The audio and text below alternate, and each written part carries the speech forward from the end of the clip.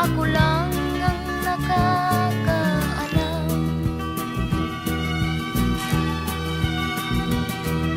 Magulang ko'y ginawa na ang lahat ng paraan upang mahiwalay sa aking natutunan.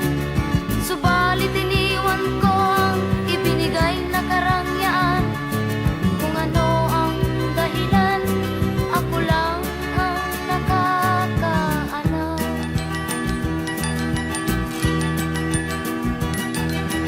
Musika ang buhay na aking tinataglay. Ito rin ang dahilan kung ba't ako naglalakbay.